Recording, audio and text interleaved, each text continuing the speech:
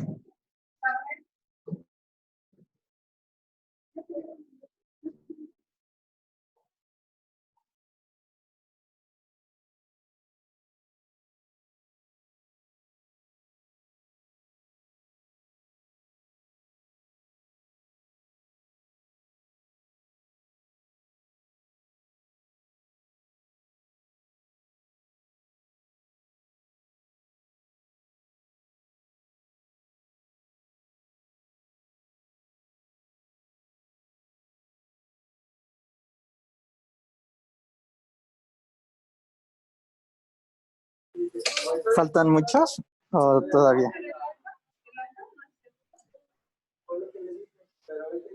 ¿Sí me escuchan? Sí, doctor, buenas tardes. Hubo una pequeña confusión en los horarios, creíamos que iba a ser a las 4 hoy, pero Ajá. por eso Ya. estamos grabando la clase ahorita, para Ajá. que los chicos luego la puedan ver. Ok, si quieres esperamos 10 minutos.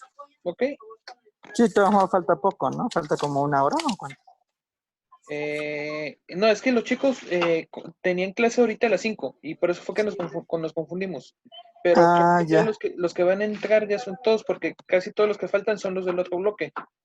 Si gusto ya Ajá. podemos iniciar, doctor. Bueno, pues si quieres ya empieza. Ok. Williams, ¿puedes iniciar? Sí. Bueno, vamos a continuar con el cáncer de próstata, pero ahora hablaremos de la clínica y el diagnóstico.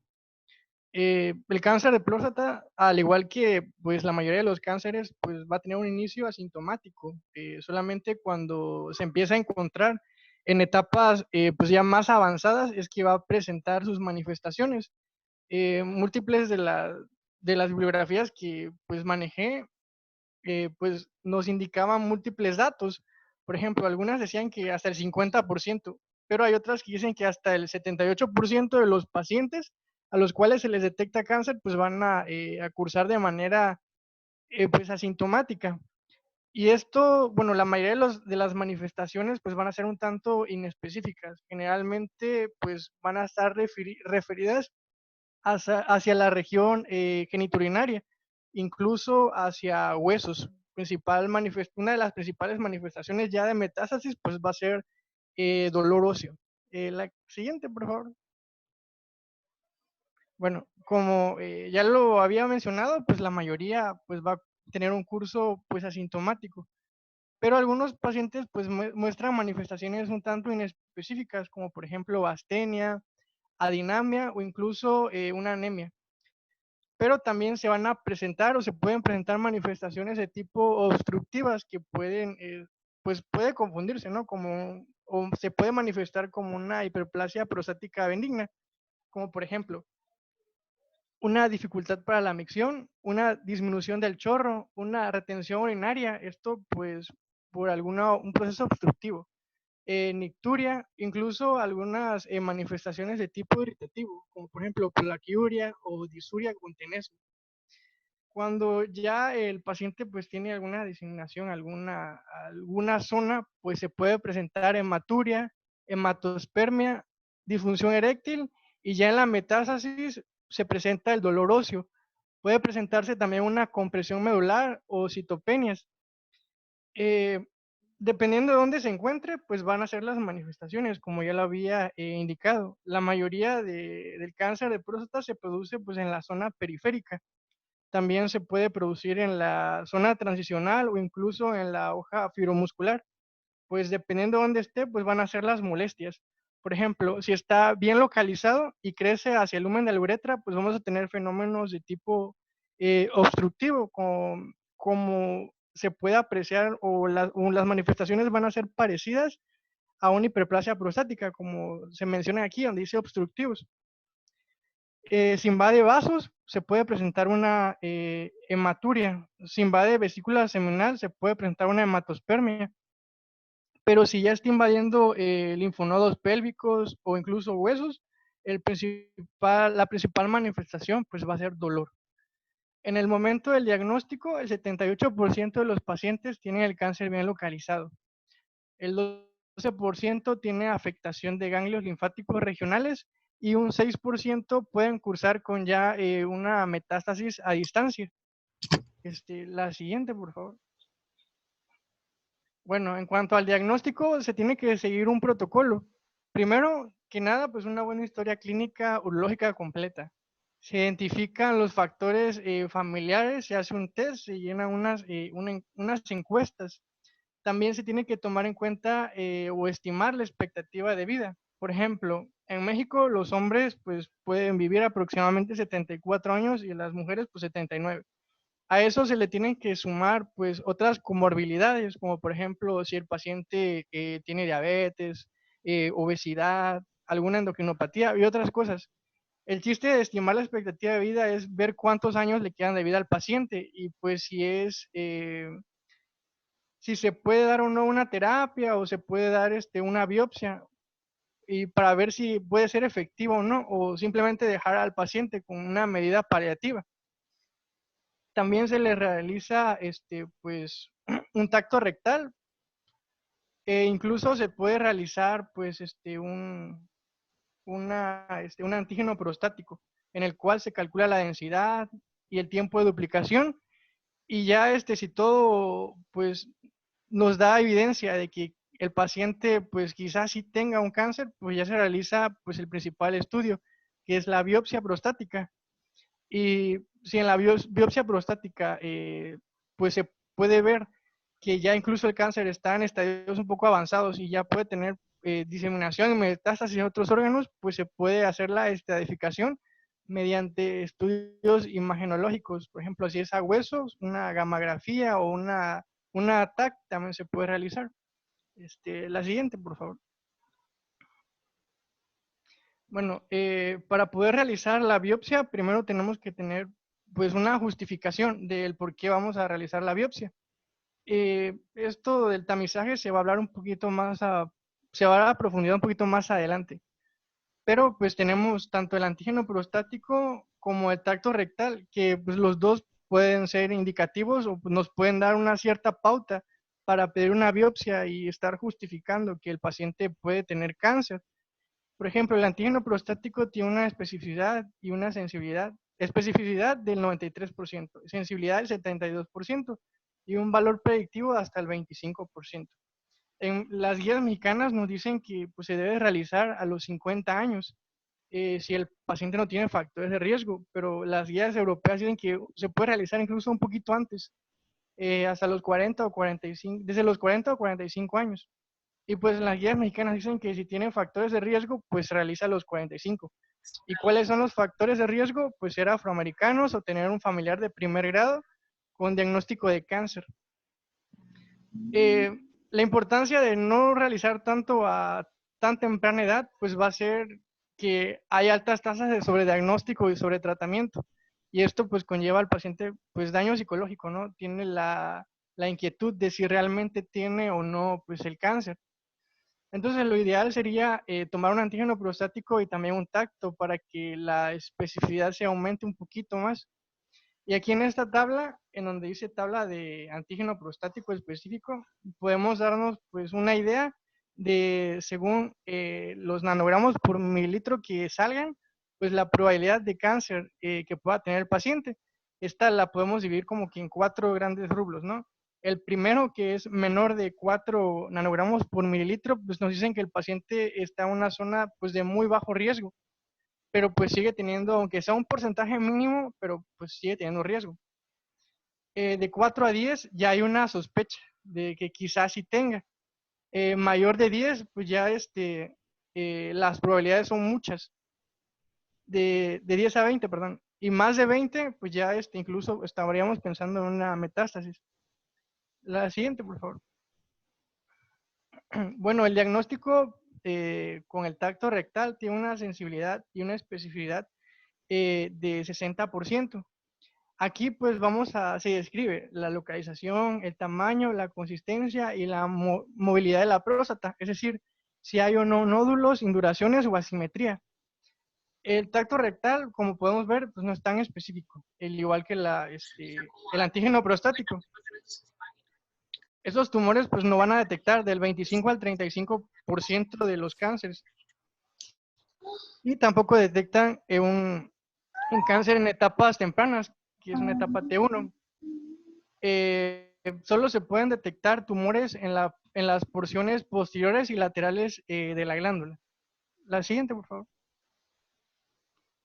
Bueno, diagnóstico diferencial. La mayoría de los pacientes que tienen un cuadro clínico como tal, lo había mencionado que tenían generalmente manifestaciones de tipo pues urogenital, ¿no? Como si se tratara de una hiperplasia prostática benigna. Entonces, todas estas manifestaciones pues nos van a dar como, podemos estar pensando en pues patologías no tanto malignas. Entre ellas, pues podemos hablar en primer lugar, de una hiperplasia prostática benigna. En un cuadro de obstrucción de la salida de la vejiga, una infección del tracto urinario, una prostatitis, una cistitis intersticial o incluso un síndrome doloroso pélvico crónico. La que sigue, por favor. Bueno, la sospecha diagnóstica, esta generalmente pues va a estar acompañada de un antígeno prostático elevado o de un tacto rectal con anormalidades. Por ejemplo, si hay nódulos, si hay induraciones o si hay asimetría. Si hablamos del antígeno prostático, pues la mayoría de las guías o de la referencia donde me basé nos indican que pues un antígeno prostático de 4, pues tenemos menor a 4, tenemos un nivel de seguridad muy amplio. Pero pues 4 es el valor de referencia pues para todas las edades. Pero no solamente tenemos creo que ahí he abierto un micrófono. Bueno, podemos utilizar otros nuevos métodos para pues, poder tener una mejor sospecha de si hay cáncer o no, como por ejemplo el índice de salud prostático, que es el que tenemos aquí abajito. Este combina los resultados del antígeno prostático total, el libre y el proantígeno prostático, pues para darnos una mayor certeza. También tenemos que pues, es igual nuevo, que es la prueba de 4K Score, que combina los resultados de antígeno prostático total, libre, intacto e incluso la calicreína humana, junto con otros factores para pues, ayudar a determinar la probabilidad de cáncer. Tenemos también el SELECT-MDX, que identifica 2 genes. No se nos dice cuáles genes, pero pues son los que se identifican en la muestra. Tenemos también el gen PSA3 y el último de ellos es el EPI, que determina los niveles de 3 biomarcadores en una muestra de orina. Este último se utiliza más cuando hay una sospecha pues, de un cáncer de próstata, pero de alto grado. La siguiente, por favor. Bueno, como ya lo mencionaba, el diagnóstico, pues el diagnóstico se da principalmente pues por biopsia, pero pues para pedirlo tenemos que les pongo una tabla de lo que pasa con el antígeno prostático y cómo podemos pues aumentar su nivel de especificidad y su nivel de sospecha. Por ejemplo, si es menor a 4, se supone que está normal y pues no debemos pedir biopsia. Si es de 4 a 10, hay una duda diagnóstica y tenemos que pues ver si realmente tiene o no el paciente cáncer. Entonces, aumentamos su nivel de especificidad y, y nuestra justificación de por qué estamos pidiendo la biopsia cuando hay hay un antígeno prostático libre menor al 20%. O por ejemplo, si la densidad de ese antígeno es mayor a 0.15 nanogramos por mililitro, o si la velocidad de ese antígeno pues es mayor de 0.75 nanogramos por mililitro por año, o si el tiempo de duplicación de ese antígeno es menor a 3 meses. Si tiene varios de estos criterios, aunque sea uno, pues ya podemos pedir la biopsia dirigida por una ecografía transrectal. Si el paciente ya se le toma pues el antígeno prostático y tiene mayor de 10, pues ya hay una mayor probabilidad. Aquí ya se puede pedir la biopsia dirigida por ecografía. Y si ya tiene más de 20, pues ya se está pensando en una metástasis. Ya se puede pedir la biopsia e incluso estudios para determinar si, hasta dónde se ha extendido. Y como lo venía indicando, el antígeno prostático pues no va a ser tan específico. Este se aumenta por múltiples razones, ya sea una hiperplasia prostática benigna, una prostatitis, un proceso obstructivo, después de una biopsia, por una resección de próstata o incluso después de la eyaculación. El que sigue, por favor. Bueno, ¿cuándo se va a dar la decisión de la biopsia? Pues bueno, si la esperanza de vida del paciente es de al menos 10 años, o si el antígeno prostático pues se eleva por encima del rango del corte normal, es decir, que ha aumentado más de 0.75 nanogramos por mililitro durante un año, o hay una palpación con respecto a la normalidad en el tacto rectal. La siguiente, por favor. Bueno, el diagnóstico definitivo es por biopsia. Ya que tenemos la biopsia, se nos va a reportar qué escala o cuánto tiene de escala Gleason, que va desde el 2 hasta el 10. En esta escala se muestra o se caracteriza porque utiliza el patólogo dos patrones, los que más los que más prevalezcan. Y estos dos patrones se le va a dar una calificación del 1 al 5. El 1 es el de mejor pronóstico y el 5 es el de peor pronóstico. Estas dos calificaciones de estos dos patrones se van a sumar y se van a, pues, esto nos va a indicar, pues, qué tan bien diferenciado y qué tan, pues, maligno es. Esta escala de Gleason, pues, nos dice que de 2 a 4 es bien diferenciado. De 5 a 7 es moderadamente diferenciado y de 8 a 10 es poco diferenciado. Pues en la actualidad nos menciona que hay incluso otras escalas que se manejan, pero pues la de Gleason es la más utilizada y se está pues viendo si se puede utilizar otra, que es la escala de Epstein, que es similar, solamente que en vez de 2 a 4 bien diferenciado se da grado 1, en vez de 5 a 7 grado 2 y en vez de 8 a 10 se da grado 3. Y pues bueno, también se pueden utilizar estudios radiológicos para ver si hay invasión a otros órganos. La siguiente, por favor. Bueno, en la etapificación tenemos principalmente pues 4 etapas, ¿no? En la 1 se encuentra el tumor, pues no es palpable y tampoco lo podemos ver con algún estudio de imagen. En la etapa 2, pues ya el cáncer está confinado enteramente a próstata. En la etapa 3 ya está fuera de la cápsula y en la etapa 4 ya podemos decir que es de mayor extensión, incluso está pues invadiendo otras porciones. La que sigue, por favor.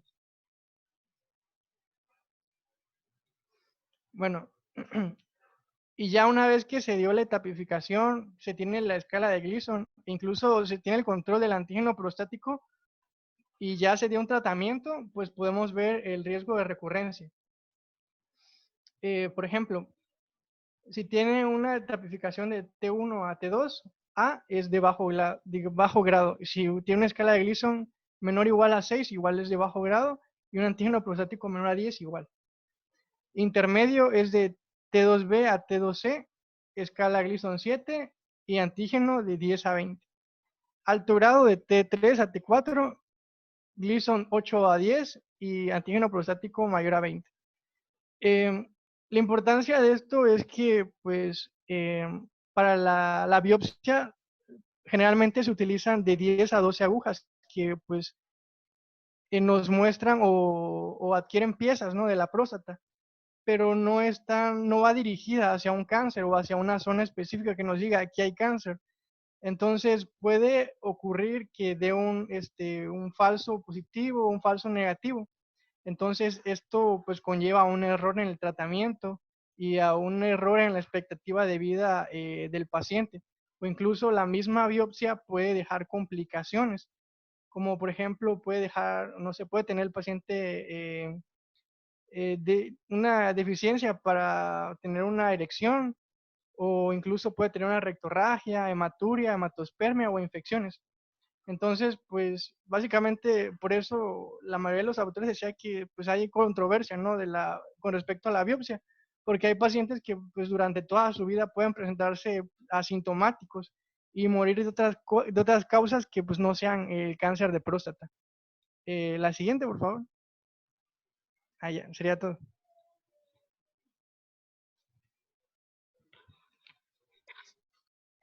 Bueno, vamos a continuar con lo que es la evaluación. La siguiente, por favor. En cuanto a sospecha clínica, ya lo decía mi compañero, mencionaba los niveles de antígeno prostático específico. En este caso, menciona la bibliografía que no hay un umbral único para definir un valor de PSA anormal. Se toma en cuenta, bueno, primeramente en el examen general, la presencia de algún nódulo, alguna induración o asimetría. Y teniendo estas características, procedemos a la evaluación clínica, generalmente en los niveles de PSA, pero no se toma en cuenta solamente un nivel, sino se puede tomar en cuenta en cuanto a la edad, como vemos en la tabla, varían los niveles de PSA entre 40 a 49 años, menor a 2.5, entre 50 a 59, menor a 3.5 y así sucesivamente. También se puede evaluar si ya hay eh, evaluaciones posteriores, se toma en cuenta el nivel de PSA del año anterior. O también se mencionaba que que si hay un aumento de 0.75 nanogramos sobre decilitros por cada año, también en la sospecha clínica, pues sería cuestión de una evaluación más detallada. Y algunas bibliografías también toman un punto medio de superior a 4 nanogramos sobre decilitros. Entonces, pues cada una eh, de estos niveles de PSA pueden ser tomados en cuenta. La que sigue, por favor. Mencionaba que, como ya decía, también se evalúa si el PSA aumenta más de 0.75 nanogramos en un año, incluso si el valor de PSA no está por encima del rango de edad, es decir, tomando en cuenta la tabla por rango de edad, aunque este no esté elevado por ese rango normalmente, si hay un aumento de 0.75 o más al año, amerita una evaluación más rigurosa. Un punto de corte también de 4 y pues la evaluación urológica cuya función va a ser determinar si se justifica la biopsia, que sería como que el estudio este, de preferencia. La que sigue, por favor. ¿Cuándo vamos a repetir el antígeno prostático específico? Antes de una evaluación adicional, se repite una prueba de PSA elevado o aumentado en unas pocas semanas para confirmar que el nivel sigue siendo elevado. Mencionaba que debemos tener en cuenta los factores modificables que lleva el paciente, así como el PCA normal, el cual pues, no requiere evaluación adicional, excepto, como ya comentábamos anteriormente, si hay un nódulo, una induración o asimetría. Y pues en caso que lo requiera el paciente, si ya en la repetición del PSA aparece normal, se regresa a la detección de rutina. Podría ser cada año midiendo también los niveles de PSA si no aumenta de la cantidad ya antes mencionada. También mencionaba la bibliografía que un tercio de los pacientes se ha demostrado que va a presentar una disminución del PSA un mes más tarde, incluso sin tratamiento. Entonces, la mayoría de estos pacientes van a regresar. O la prueba, cuando se repita, pues va a tener niveles disminuidos del antígeno prostático específico. es importante también tomar en cuenta la evaluación clínica anterior, si hay presencia de algún nódulo, alguna induración, o también si, bueno, ver todo lo que es el examen digitorrectal y la evaluación clínica. Y pues todo esto va a abarcar lo que es la evaluación urológica. La que sigue, por favor. Mencionaba también lo que es el análisis molecular y genómico. Hablaba de un número de pruebas moleculares y genómicas con separación de orina y basadas en sangre que se han desarrollado para ayudar a decidir cuando una biopsia se indica. Aparte de los niveles de PSA, estas pruebas moleculares y genómicas nos van a ayudar a decidir finalmente si una biopsia es bien indicada o no se requiere en el caso del paciente. Como ya mencionaba mi compañero anteriormente, hay varias. Entre ellas es el índice de salud de prostático, o el PHI, donde tomaba en cuenta en el examen de sangre el PSA libre, el PSA total y el P2-PSA, donde, bueno, se ve en la imagen que en el hombre mayor a 50, también el PSA entre 4 y 10 y un examen dígito rectal normal. También se puede ver en la prueba llamada Select MDX, donde también se toman estos rubros también. En el caso, también se aumenta lo que son los factores de riesgo, como es la edad, el mismo PSA, el volumen prostático y los resultados del examen dígito rectal. Y pues aparte de estos factores de riesgo y los marcadores que se ven ahí en la imagen, pues también va a ser información complementaria a los niveles de antígeno prostático. También se ve lo que es el test 4K score, donde sus componentes van a ser similares al índice de salud prostática, es la PSA total, la PSA libre, también menciona lo que es la PSA intacta y toma en cuenta también valores como la edad, el examen dígito rectal y pues también pues da prioridad a lo que es la biopsia. Y pues los resultados van a contener lo que es el porcentaje de riesgo para un cáncer.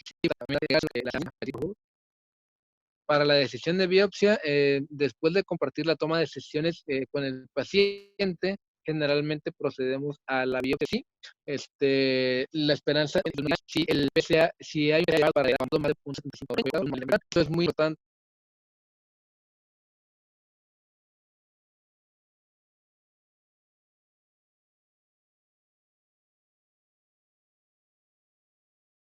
Para tomar en cuenta lo que es de vida y pues los niveles de PSA que se van manejando. Mencionaba que no buscar biopsia, incluso con PSA elevado, puede ser apropiada en pacientes mayores o con comorbilidades significativas, ya que la biopsia tiene algunos efectos secundarios, algunas que se pueden suscitar más adelante. Entonces, no solamente con el PSA elevado no sería suficiente para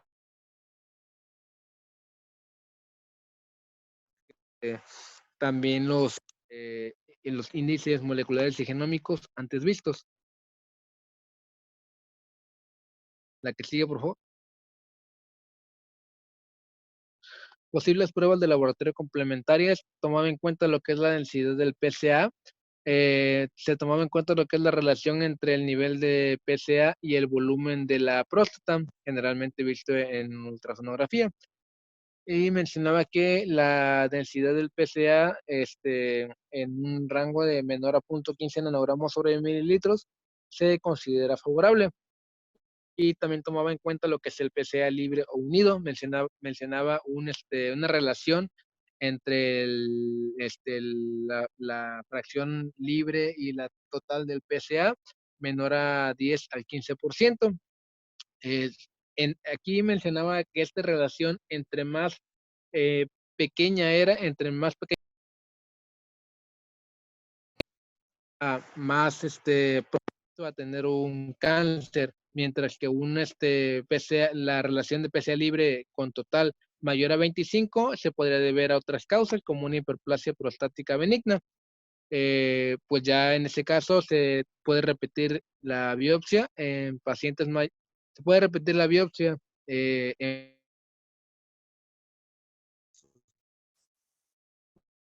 cuando ya tenemos esta relación disminuida, que es lo que nos daría la sospecha de un cáncer. No se sugiere para uso general los múltiples análisis relacionados con el PSA y los métodos desarrollados para intentar aumentar la precisión de las pruebas de PSA. Entonces, estas pruebas no se deben utilizar como de rutina, sino cuando tengamos una sospecha muy fuerte y para complementar los niveles de PSA. Sin embargo, mencionaba que a nivel global no hay consenso sobre la verdadera utilidad clínica de estas pruebas.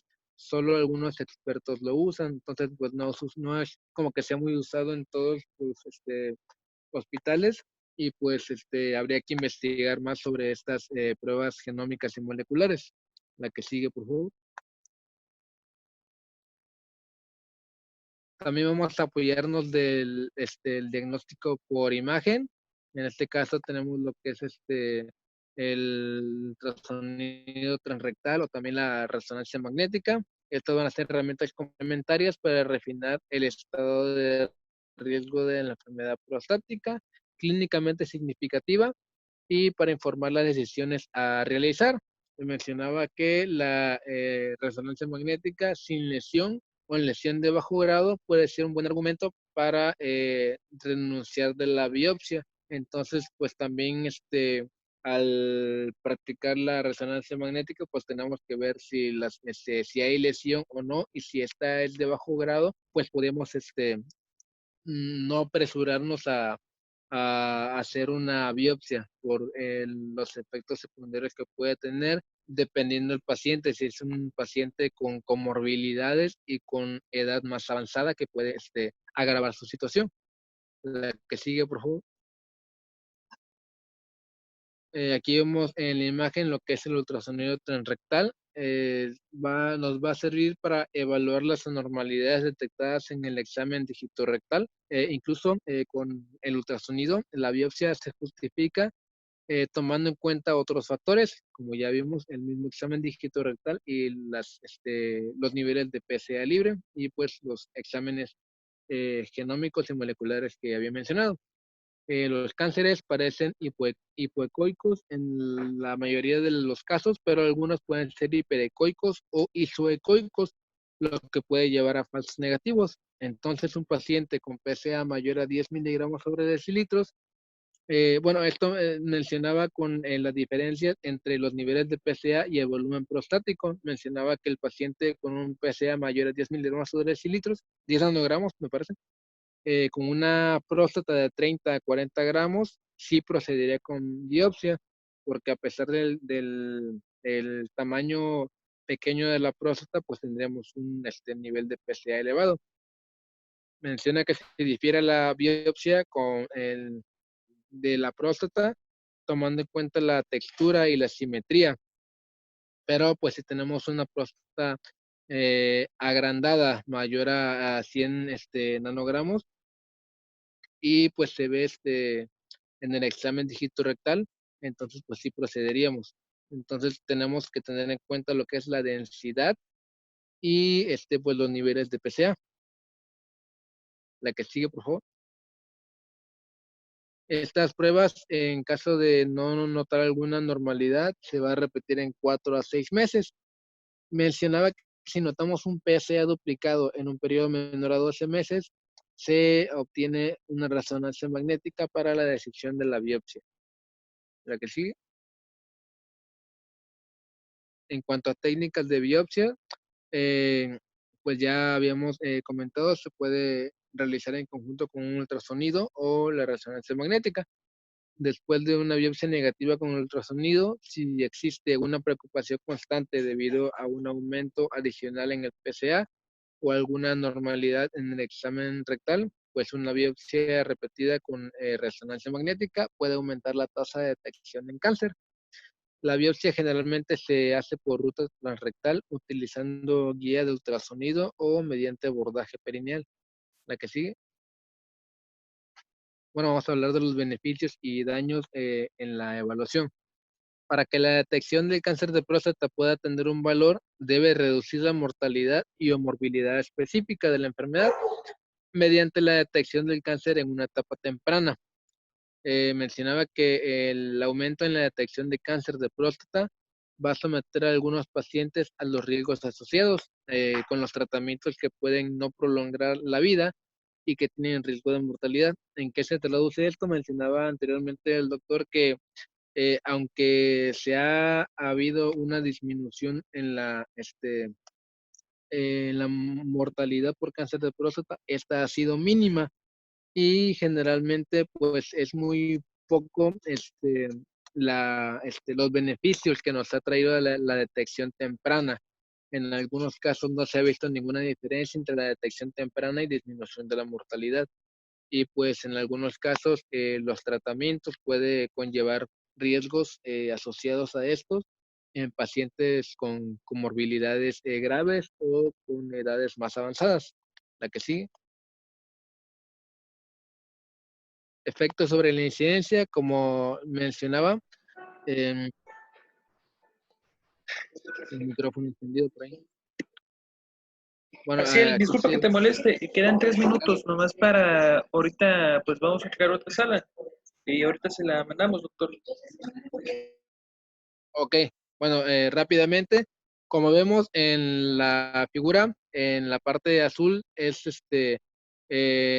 cómo ha avanzado la detección en cuanto a las pruebas de PSA. Sin embargo, pues en la parte roja se ha visto una débil o una mínima disminución de la mortalidad. Aquí en estos cuadros se han visto algunos estudios que corroboran esto.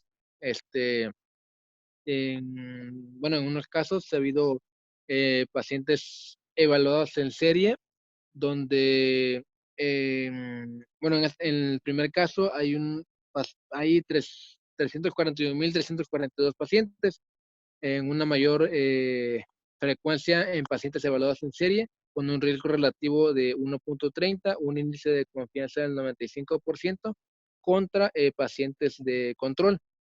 También hay pruebas de cribado a los 10 años de seguimiento, donde un cáncer de próstata de bajo grado es de mayor frecuencia. Esto se ha dado en grupos de cribado contra grupos control igual, con un índice de tasa de 1.19 y un índice de confianza del 95%. Y así otros dos estudios que han visto esta relación, que no hay realmente una disminución en la mortalidad por la detección temprana de cáncer de próstata. La que sigue. Mencionaba que la reducción del riesgo absoluto de enfermedad metastásica fue de 3,1 por 1000 hombres asignados al azar. La que sigue.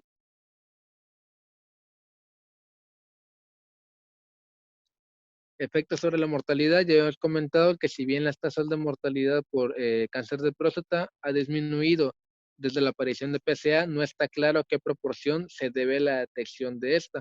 Es decir, pues no es como que muy confiable solamente basarnos en la detección de PSA, sino en las otras pruebas ya mencionadas. En varios metaanálisis de ensayos aleatorios se ha dado un seguimiento que van de 7 hasta los 20 años. 5 de estos estudios de los metaanálisis, pues en lo que los participantes fueron asignados al azar a grupos de control o al cribado que se produjo en intervalos de 1 a 7 años. Los estudios pues contenían riesgos de sesgos altos o poco claros, es decir, pues no se ve con claridad si disminuye